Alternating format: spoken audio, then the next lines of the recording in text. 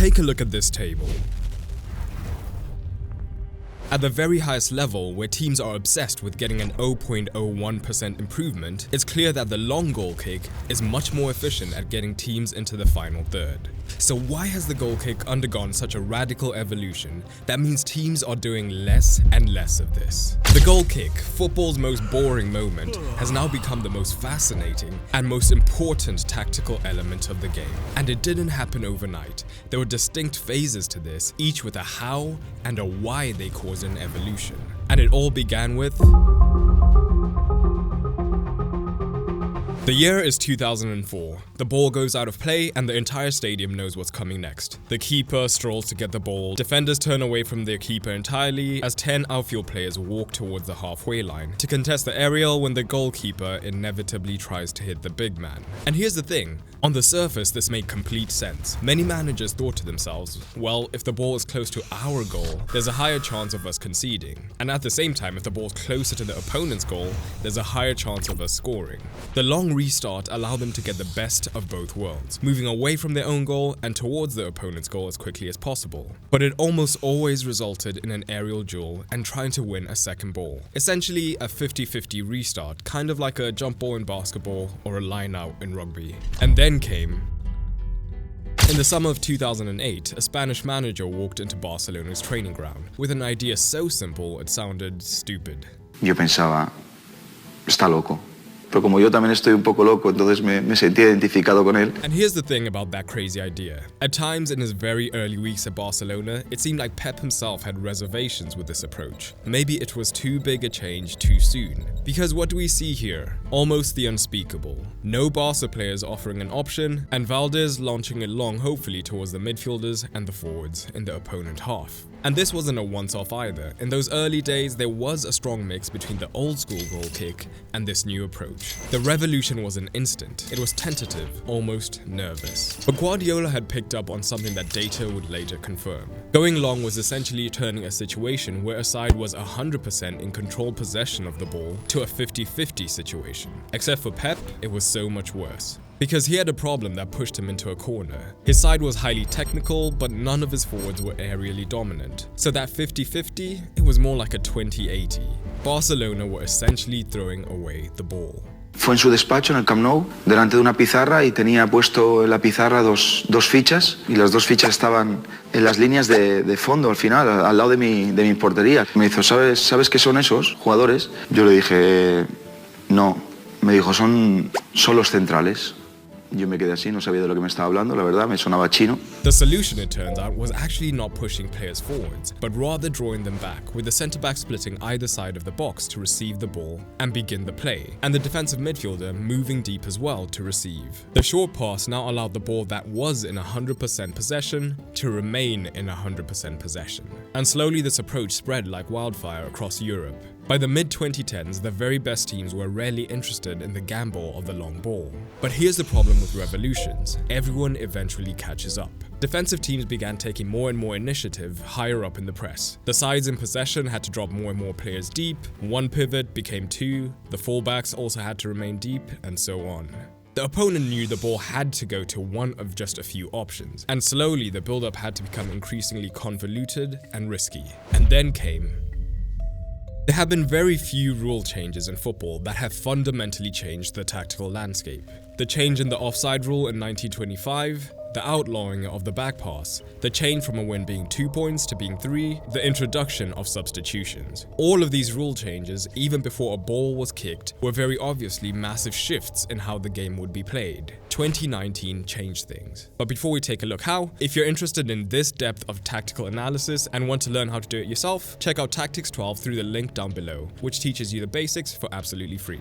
When in 2019, IFAB announced that from that moment onwards, defenders no longer had to be outside of the box to receive the goal kick, in most circles it was greeted with a shrug of the shoulders. But the most innovative managers were licking their lips. Arsene Wenger would go on to comment that the rule was introduced to make the game faster, but even more than he had anticipated, anticipated had changed. It had transformed goal kicks into a weapon, a strategic restart that had redefined the modern game. See, the nightmare for possession managers was that as teams got better and better at pressing, the first pass from the goal kick became essentially impossible. The opposition would simply camp on the deepest players, and the most aggressive pressers were committing essentially their entire side into the opposition half. Sure, some sides like Manchester City had a cheat code of having a goalkeeper who could play over the press from the goal kick, but that was not an option for everyone.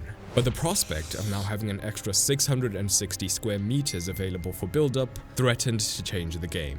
No longer could teams press every receiver ahead of time because the new rules had created a force field that guaranteed that the first pass would be received unchallenged. And teams quickly got to experimenting with a variety of structures going in and out of style. But the two dominant shapes looked like this. Can you tell me the new advantages that this shape caused?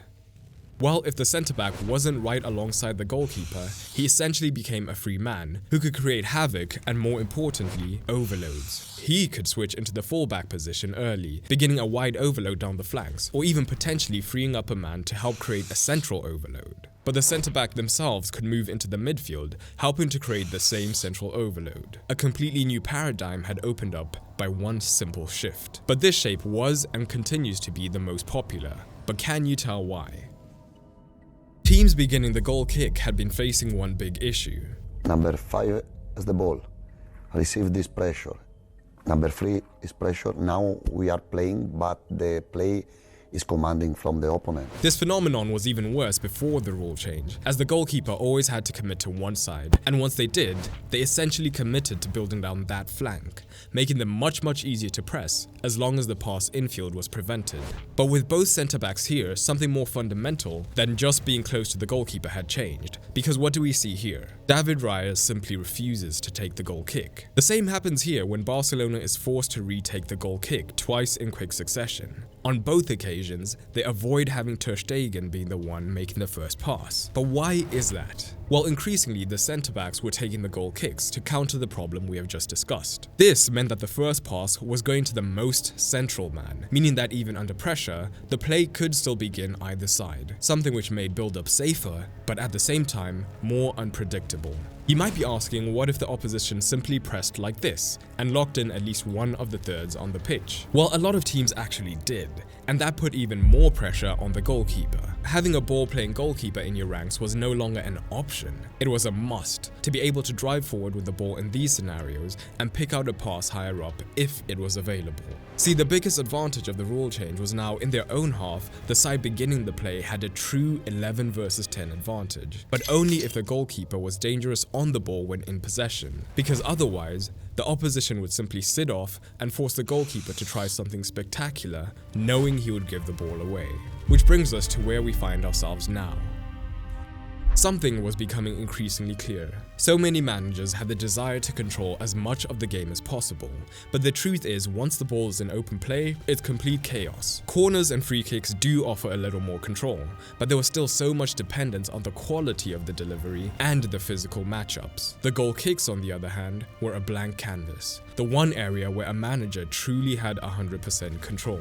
It was the only time a manager could actually give chess-like instruction to his players and have them be executed as planned. And no manager understood this better than De Zerbi. The goal kick could be so much more than just a way to keep possession. It could be a way to hurt the opposition.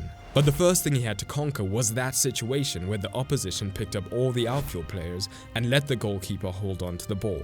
And the answer came in 2 layers. De Zerbi knew that they had an extra man, but he didn't want the free man to be the goalkeeper. So the only way to free up someone else was to essentially force the opponent to press the goalkeeper. So, it became commonplace to see Brighton defenders and the goalkeeper putting their studs on the ball, both in open play and in goal kick situations. Simply put, this was the best way to lure opponents into the press, to create that free outfielder. This was called baiting the press. It wouldn't be long before this became commonplace in the league. But there was a second layer that made this even more devastating, as once again the answer was to go backwards in order to go forwards. So now, instead of just having the centre-backs helping the goalkeeper, it was 2 pivots as well encroaching into the box. And this created an interesting recipe. The ball would go live, the studs would go on the ball, and the pivots would drop into the box to lure in even more men, with the forwards holding the halfway line and this created a fascinating dynamic. I mean, take a look at this scenario. What does this game situation look like? A counterattack, which is one of the most deadliest attacking situations in football. But just a few seconds earlier, it was actually a harmless looking goal kick. De Zerbi had figured if he could draw as much of the opposition high as possible and somehow get the ball here, he would have created a counterattack from a goal kick, an artificial transition. And how he tended to do this was through his pivots. The goalkeeper would draw a presser who was hoping to use his cover shadow to keep the pivot man occupied. But 2 passes later, the pivot man was free and the counter-attack was on. But there was a knock-on effect.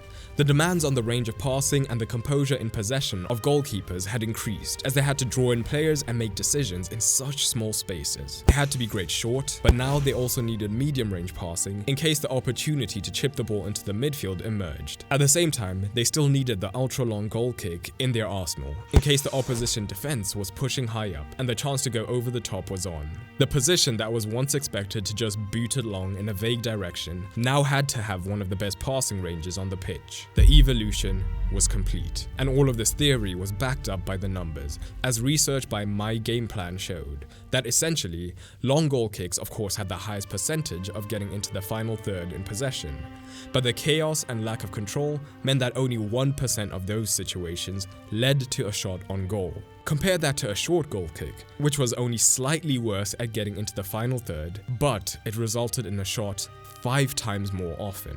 And if you want to take a look at 2 teams who take drawing the press using their goal kick to an extreme level, check out this video right here. And don't forget to check out Tactics 12, absolutely free, through the link down below. And if you want to get started in tactical analysis yourself, don't forget to check out that top link in the description.